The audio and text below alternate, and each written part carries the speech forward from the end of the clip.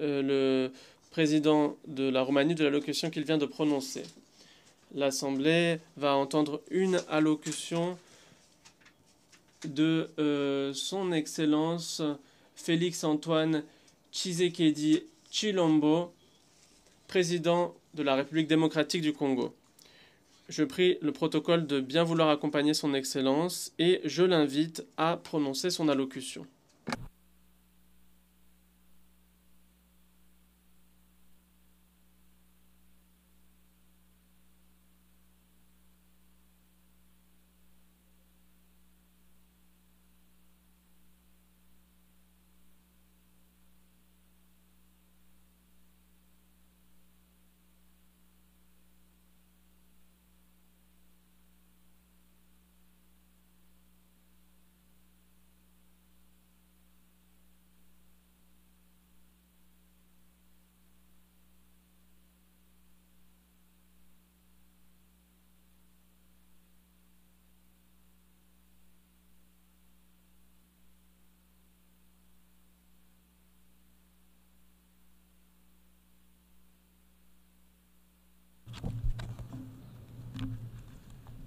Monsieur le Président de l'Assemblée générale des Nations unies, ici représenté, c'est avec un immense honneur que je m'adresse à vous aujourd'hui pour la première fois depuis que le peuple congolais m'a renouvelé sa confiance en m'élisant pour un second mandat à la tête de notre nation.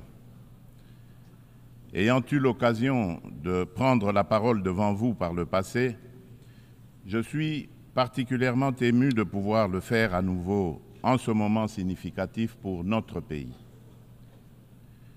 Je tiens à féliciter M.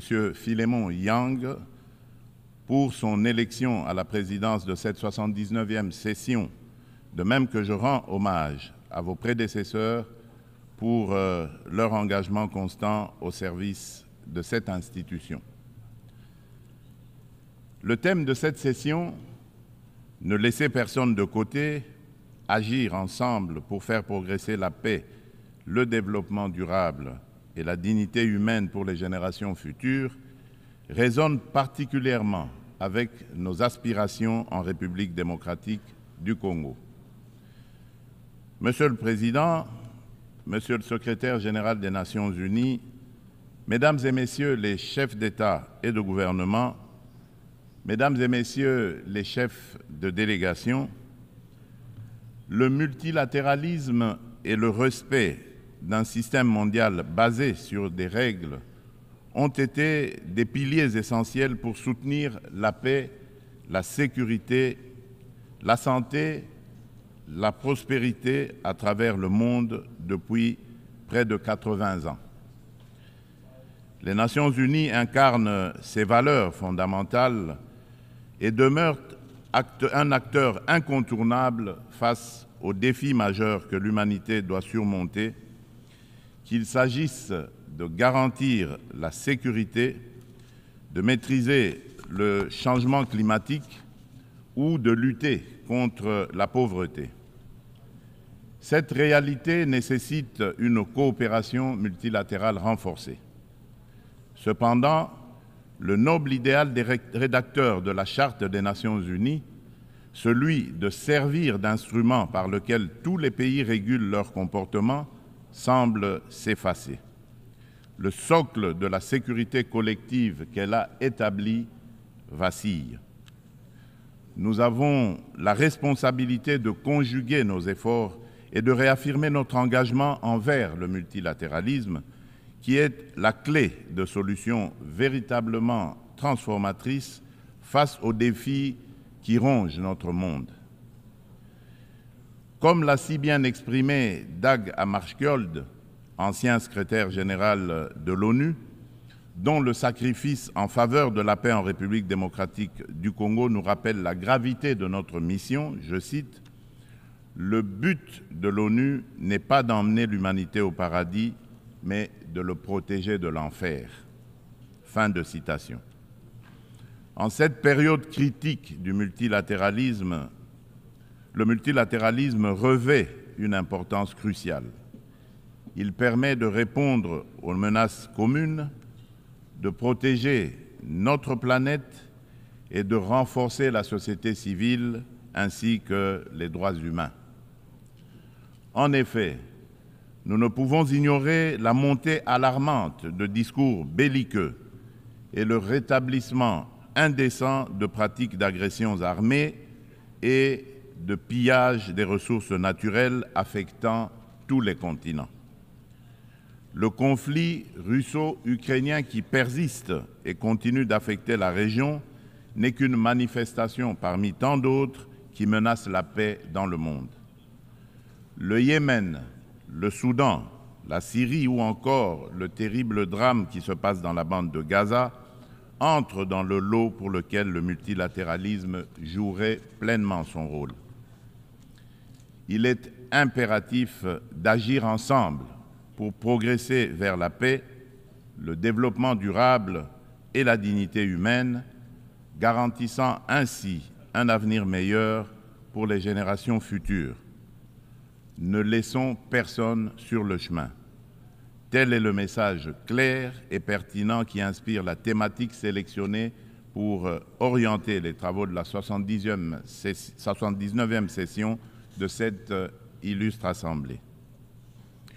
Monsieur le Président, le Pacte pour l'avenir et ses annexes, le Pacte numérique mondial et la Déclaration sur les générations futures, que nous avons adopté lors du récent sommet de l'avenir, souligne l'importance d'une collaboration active pour atteindre une vision commune d'un avenir pacifique et prospère. Ces documents représentent un engagement essentiel pour mettre fin au conflit, lutter contre l'extrême pauvreté et la faim et aborder des défis tels que les déplacements de population, l'immigration clandestine, l'insécurité alimentaire, les pandémies et les risques des nouvelles technologies. Parallèlement, le Pacte mondial numérique se positionne comme un pilier essentiel dans notre quête d'un avenir prospère au cœur de la 4e révolution industrielle où les technologies numériques sont devenues incontournables. Cette transformation numérique représente une occasion sans précédent d'atteindre les objectifs de développement durable d'ici 2030, notamment pour les pays les moins avancés. Elle vise à réduire la fracture numérique et à intégrer les populations non connectées dans des services digitaux à fort impact social. Cependant, pour relever ce défi majeur, inhérent à la révolution du numérique, des réformes globales sont nécessaires, impliquant une réévaluation de l'architecture financière internationale et un financement adéquat. C'est pourquoi la République démocratique du Congo aspire à attirer des investissements pour développer la connectivité en Afrique et appeler à la coopération des partenaires multilatéraux et des opérateurs de télécommunications, avec à la clé un transfert de connaissances. En effet, l'accompagnement au processus de maillage du pays est une solution prometteuse pour relier le sud et le nord du continent, ainsi que relier l'océan Indien à l'océan Atlantique. Cela comprend la formation de partenariats viables autour du projet hydroélectrique du Grand Inga qui vise à répondre à la demande énergétique croissante de notre continent, exacerbée par la prolifération des objets connectés. De plus, il est essentiel de renforcer la traçabilité des minerais stratégiques, indispensables aux équipements technologiques, afin d'assurer une exploitation responsable et durable de nos ressources. Par ailleurs, la pleine participation et l'engagement des jeunes, tant des filles que des garçons, sont également primordiaux pour bâtir une société durable et inclusive. Ce principe constitue le fondement de la Déclaration sur les générations futures, soulignant notre responsabilité envers les générations à venir et l'importance des décisions qui garantissent leur épanouissement. Pour l'Afrique, Sa jeunesse représente un atout majeur pour sa prospérité future. Investir dans l'éducation, notamment dans les domaines STEM, sciences, technologies, ingénierie et mathématiques, et créer des environnements propices à l'innovation est crucial. Il est essentiel de remédier à la déconnexion entre une population jeune en forte croissance et le marché de l'emploi en fournissant les compétences nécessaires à leur intégration. Monsieur le Président, la situation dans l'Est de la République démocratique du Congo est particulièrement préoccupante. La résurgence du groupe terroriste du M23, soutenu par le Rwanda, a provoqué une crise humanitaire sans précédent avec près de 7 millions de déplacés internes. Cette agression constitue une violation majeure de notre souveraineté nationale. Nous appelons la communauté internationale à condamner fermement ces actes et à imposer des sanctions ciblées contre le Rwanda pour son rôle déstabilisateur et néfaste. Nous exigeons le retrait immédiat et inconditionnel des troupes rwandaises de notre territoire. Bien que les récentes initiatives diplomatiques, telles que les pourparlers de Luanda, soient encourageantes, elles ne doivent aucunement occulter l'urgence de cette action essentielle. La République démocratique du Congo s'engage activement à établir une paix durable dans l'Est du pays et à promouvoir le développement économique ainsi que le bien-être social des communautés meurtries par ce conflit armé. Elle ne ferme cependant pas la porte à toute opportunité qui l'amènera à cette paix tout en n'aliénant pas sa souveraineté, encore moins son intégrité territoriale. Dans cette optique, elle est résolument engagée dans la mise en œuvre de la feuille de route adoptée dans le cadre du processus de Luanda, que je soutiens fermement, qui promeut un dialogue de haut niveau visant à restaurer la confiance entre la République démocratique du Congo et le Rwanda, tout en minimisant le risque de crise sécuritaire actuelle, que la crise sécuritaire actuelle ne dégénère en conflit régional. En outre, mon pays demeure ouvert à toute autre initiative de nos partenaires qui concourrait à l'atteinte de cet objectif noble de paix. La République démocratique du Congo réaffirme sa ferme volonté de garantir une paix durable. Sous mon impulsion, nous sommes résolus à poursuivre la mise en œuvre du programme de désarmement, démobilisation, relèvement communautaire et stabilisation, le PDDRCS en sigle, clé de notre stratégie nationale pour désarmer, démobiliser et réintégrer les combattants en leur offrant des perspectives économiques viables et durables, tout en stabilisant les zones touchées par les conflits. En assurant une transition post-MONUSCO, nous priorisons essentiellement le rapatriement des combattants étrangers. Le PDDRCS est un levier crucial pour la paix en République démocratique du Congo et j'invite nos partenaires et amis à le soutenir.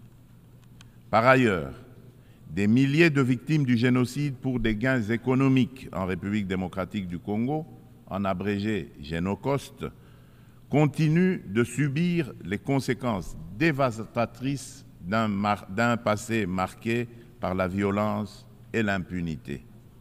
Reconnaître et traiter les effets de cette stratégie est crucial pour favoriser le rétablissement et la reconstruction des communautés touchées.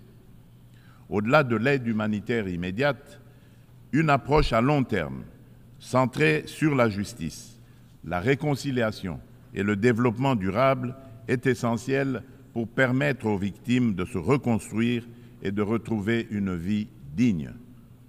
C'est pourquoi le gouvernement de la République démocratique du Congo a décidé d'institutionnaliser la journée du 2 août, journée du Génocost, dédiée aux victimes des crimes odieux perpétrés par des rebelles soutenue par des multinationales et des États de la région.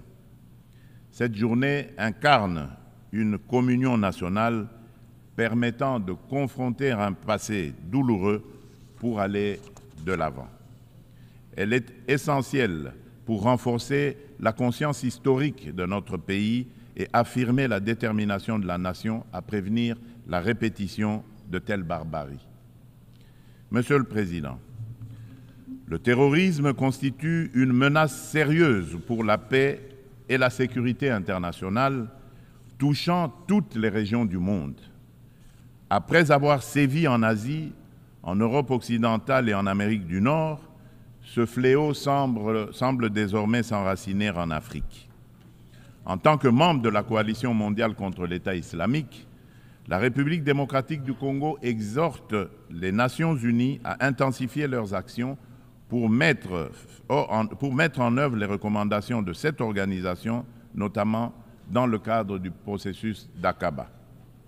Le terrorisme qui sévit dans l'est de notre pays est étroitement lié au pillage et à l'exploitation illégale de nos ressources naturelles. Ces activités criminelles alimentent l'insécurité et financent les groupes armés, exacerbant les conflits dans la région des Grands Lacs.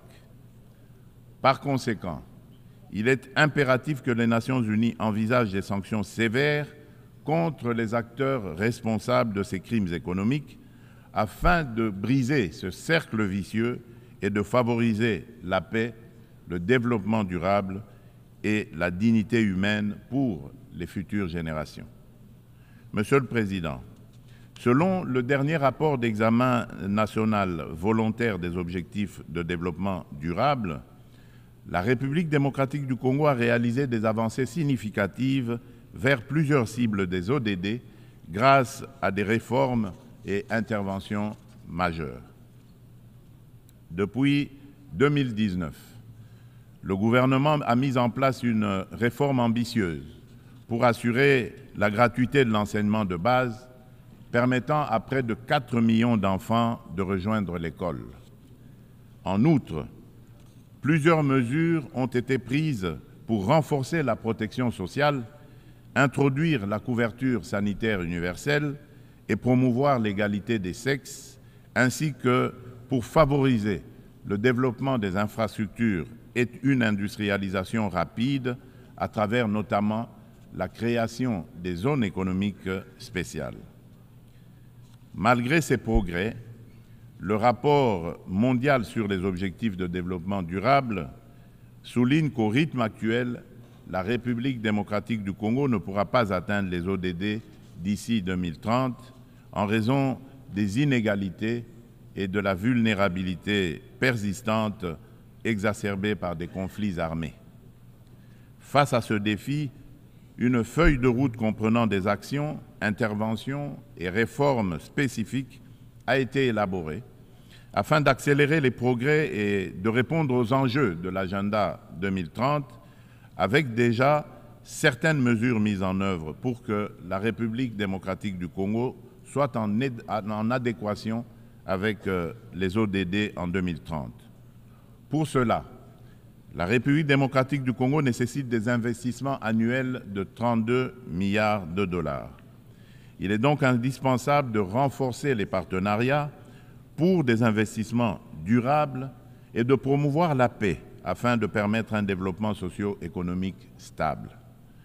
Au registre des réponses mondiales aux défis climatiques et la promotion des énergies renouvelables, la République démocratique du Congo, qui a déjà affirmé son engagement en faveur d'une action climatique ambitieuse, souligne l'importance cruciale d'un soutien financier et technique accru afin de renforcer ses efforts pour atteindre les objectifs de l'accord de Paris.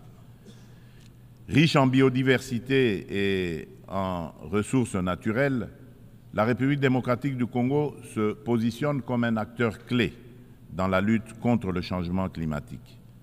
Les initiatives engagées pour réduire les émissions de gaz à effet de serre se concentrent sur 4 secteurs stratégiques: l'agriculture, la foresterie, l'énergie et la gestion des déchets. Des réformes structurelles sont actuellement mises en place pour inverser la déforestation et améliorer l'accès à une énergie propre, témoignant ainsi de l'engagement déterminé du gouvernement en faveur de la préservation des ressources naturelles et de la transition écologique. Concernant la valorisation des forêts tropicales, un tournant majeur a été franchi à Bali en novembre 2022, en Indonésie, avec l'adoption de la déclaration conjointe sur la coopération autour de la forêt tropicale et l'action climatique signée par le Brésil, l'Indonésie et la République démocratique du Congo. Cette avancée témoigne d'une volonté politique collective d'utiliser les forêts comme levier pour un développement durable. L'Alliance trilatérale pour la coopération sur les forêts tropicales, créée à cette occasion, constituera un cadre pour relever les défis liés à la biodiversité et proposera des solutions pour les marchés de crédit carbone, tout en veillant au respect des droits des peuples autochtones. Par ailleurs, dans le cadre des enjeux liés à l'environnement et au réchauffement climatique, il est essentiel de souligner la tenue du deuxième sommet des 3 grands bassins forestiers tropicaux du monde, à savoir l'Amazonie, le Congo et le Bornéo-Mékong, qui s'est tenu du 26 au 28 octobre 2023 à Brazzaville, en République du Congo. Cette initiative africaine, portée par le président Denis Sassou Nguesso, vise à mettre en œuvre, dans le cadre de la décennie des Nations Unies pour la restauration des écosystèmes, la première coalition mondiale dédiée à la restauration de 350 millions d'hectares d'écosystèmes terrestres et aquatiques. Ces forêts constituent un rempart indispensable contre le changement climatique. Face à des problèmes clairement identifiés et à des solutions à portée de main, il est crucial d'agir de manière concrète. Les bassins amazoniens, congolais et de Bornéo-Mékong abritent plus de 80% des forêts tropicales et jouent un rôle crucial dans la lutte contre le changement climatique, tout en fournissant des services écosystémiques vitaux. Il est donc impératif que l'amélioration des conditions socio-économiques des communautés locales qui jouent un rôle clé dans la préservation de ces forêts soit placée au centre des priorités de la gouvernance mondiale. Pour sa part, la République démocratique du Congo met en place des instruments juridiques et des dispositifs institutionnels visant à renforcer sa position sur le marché mondial du carbone, tout en restant ouverte à des partenariats en conformité avec l'accord de Paris et ses lois internes. La prise de conscience croissante des défis liés à l'instabilité climatique et à l'épuisement des ressources naturelles, souvent à l'origine de conflits armés, souligne l'urgence d'agir sur ces problématiques. Il est donc primordial de reconnaître le lien entre changement climatique, dégradation environnementale et sécurité, afin de favoriser des actions proactives qui atténuent ces risques par le biais de pratiques durables. À cet égard, nous appelons le Conseil de sécurité à établir des mécanismes internationaux intégrant les questions de sécurité climatique dans leurs discussions. Monsieur le Président, face à un défi énergétique majeur, le monde fait face à un défi énergétique majeur.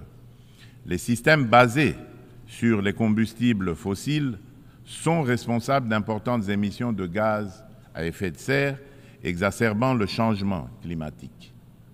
Sans efforts concertés pour promouvoir les énergies renouvelables, nous risquerions de faire face à davantage de crises, telles que des conditions météorologiques extrêmes et des conflits liés aux ressources naturelles, comme nous l'observons déjà. La République démocratique du Congo dispose de ressources abondantes, y compris des minéraux essentiels tels que le cobalt, le lithium, le nickel et le graphite, pour ne citer que ceux-là, qui peuvent faciliter une transition énergétique durable. Nous appelons à la coopération internationale pour développer les technologies et infrastructures nécessaires. Notre vision est de transformer l'exploitation de nos ressources en levier pour un développement durable et inclusif, tout en améliorant l'éducation, la santé et les infrastructures. L'inclusion sociale est au centre de notre stratégie, garantissant une répartition équitable des bénéfices du progrès. En nous investissant dans la lutte contre le changement climatique et en contribuant aux objectifs de développement durable, la République démocratique du Congo est prête à jouer un rôle clé dans la transformation des systèmes énergétiques mondiaux. Ensemble, nous pouvons bâtir un avenir où l'énergie est propre, durable et accessible à tous. Monsieur le Président, j'aimerais également aborder la question cruciale de la parité hommes-femmes. Bien que la participation égale des femmes et des hommes à la vie politique soit internationalement reconnue, il subsiste dans la pratique un fossé entre l'égalité juridique et la réalité dans l'exercice du pouvoir. Les préoccupations des femmes méritent d'être intégrées dans les décisions majeures qui touchent notre société. En République démocratique du Congo, nous sommes déterminés à changer les mentalités pour surmonter les barrières sociétales qui freinent l'épanouissement des femmes. Il est essentiel d'impliquer les hommes dans ce processus afin de transformer la dynamique sociale et de valoriser leur rôle dans le succès des femmes. Au niveau national, la Constitution congolaise consacre la parité. Aussi, le gouvernement a mis en place une stratégie de lutte contre les violences basées sur le genre, axée sur la prévention, la protection et la réparation des victimes. Cette stratégie se traduit par le Fonds national de réparation pour les victimes des violences sexuelles liées au conflit et de crimes contre la paix et la sécurité de l'humanité, en abrégé le FONAREV. La législation en cours vise à garantir cette protection. Il convient de souligner les progrès significatifs réalisés en matière de participation des femmes à la prise de décision, avec la nomination pour la première fois dans notre histoire d'une femme comme Première ministre et chef du gouvernement.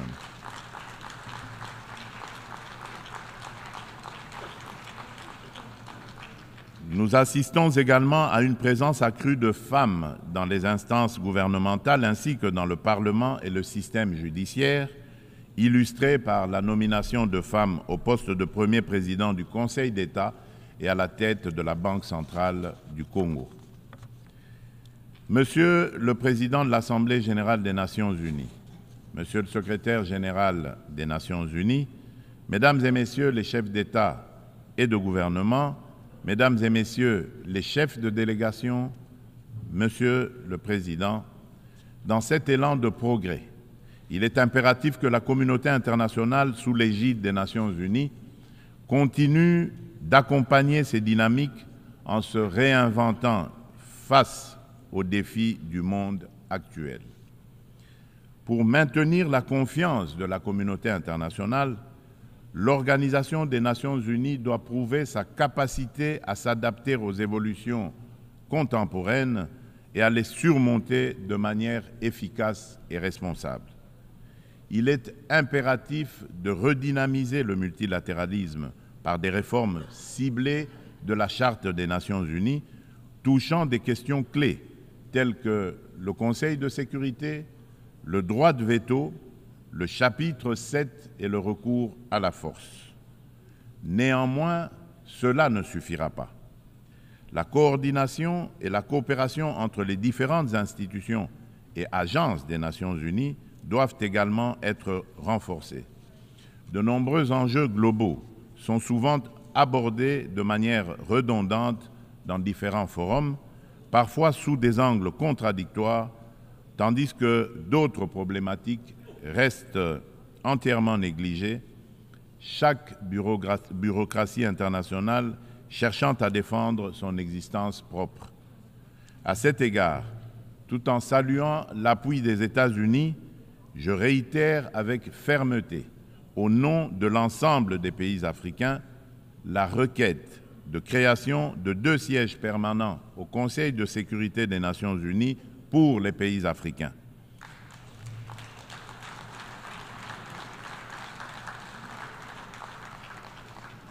En tant que principal décideur au sein de l'ONU, cet organe doit intégrer des représentants africains parmi ses membres permanents avec toutes les prérogatives leur reconnues, notamment le droit de veto pour garantir une juste représentation géographique.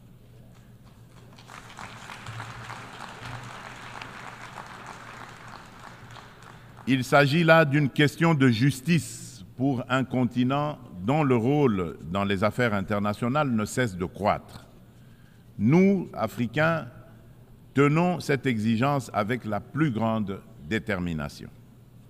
Enfin, je ne saurais conclure sans rappeler qu'après plus de 3 décennies d'absence au Conseil de sécurité, la République démocratique du Congo se porte à nouveau candidate, soutenue par l'Union africaine et par la Communauté de développement de l'Afrique australe, la SADC, au poste de membre non permanent pour la période 2026-2027, lors des élections qui se tiendront à New York en juin 2025.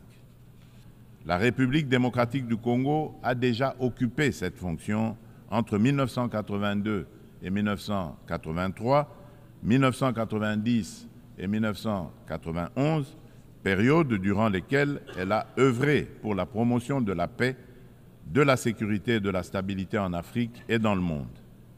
Une fois élue, la République démocratique du Congo entend jouer un rôle proactif au sein du Conseil de sécurité, participant à la revitalisation de la Charte des Nations unies et contribuant de manière constructive aux débats et aux actions qui en découlent. Mon pays sollicite donc le soutien de tous les États membres en vue de son élection. En ces temps où le multilatéralisme est mis à l'épreuve, la République démocratique du Congo réaffirme son engagement indéfectible envers la communauté internationale, prête à assumer avec honneur et responsabilité la mission de forger un avenir où la coopération et la paix prévalent sur le conflit et la division. Nelson Mandela a dit, je cite, « Aucun de nous agissant seul ne peut atteindre le succès ». Fin de citation. Ainsi, nous tendons la main à chacun de vous, partenaires de longue date et nouveaux alliés, pour écrire ensemble ce chapitre crucial de notre histoire collective. Ensemble, faisons de notre monde un lieu où chaque nation, grande ou petite, peut prospérer dans la dignité et dans la sécurité. Je vous remercie.